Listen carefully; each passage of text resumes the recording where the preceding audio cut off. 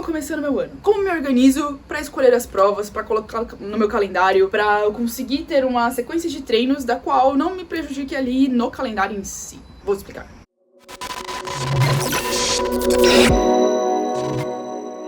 Em 2024, a minha meta em corrida era bater meu tempo. É o que me motiva. Eu preciso ter uma meta no ano pra eu conseguir me motivar em relação aos treinos em si, porque senão eu não vou treinar. Então, ano passado a minha meta era bater meu tempo no 5K, pegar pra valer e fazer firme. Então, eu escolhi uma prova da qual eu sabia que ia ser no mesmo lugar, então eu não ia ter essa alteração de terrenos e questão de organização também.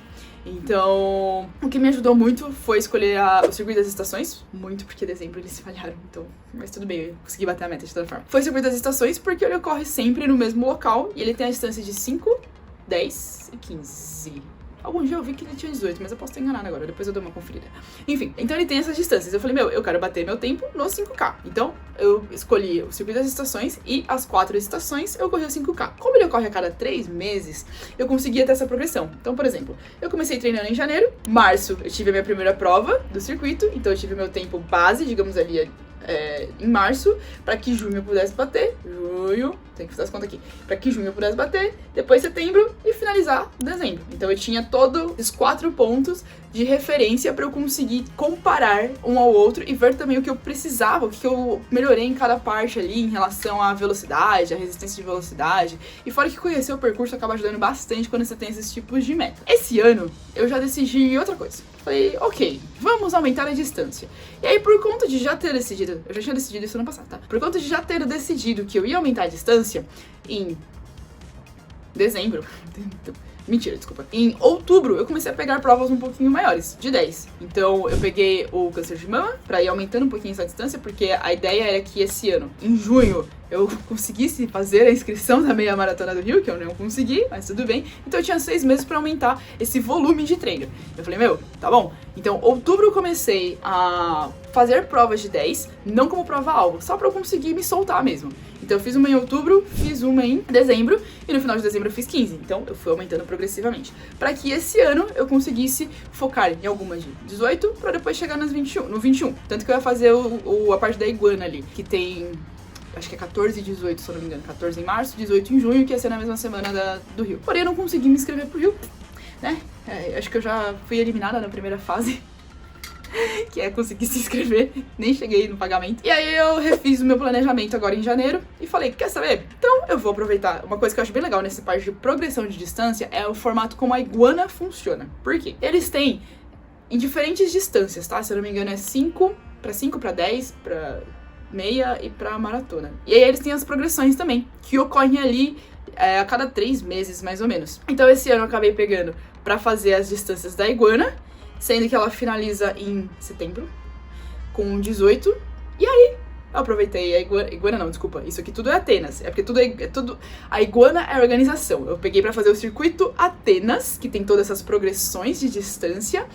E no final eu peguei a Vênus, que também é da iguana. Mas a Vênus é a corrida só pra mulheres e é até onde eu sei, posso estar enganado, a única meia maratona só pra mulheres aqui no Brasil. Então eu vou fazer essa progressão de distância pra chegar em novembro, porque eles mudaram esse ano, pra chegar em novembro e fazer a meia maratona. Então toda essa progressão bem devagar, bem tranquila, preparando bem o meu corpo, deixando ele bem preparado, porque a ideia aqui não é, eu quero chegar na prova e fazer. Eu quero chegar bem, quero chegar leve, eu quero aproveitar cada momento e eu quero curtir. Então eu falei, eu não tenho pressa nenhuma. Eu tinha planejado 6 meses pro Rio, falei, não vai dar, tá tudo bem, a gente refaz o plano e vai para outubro.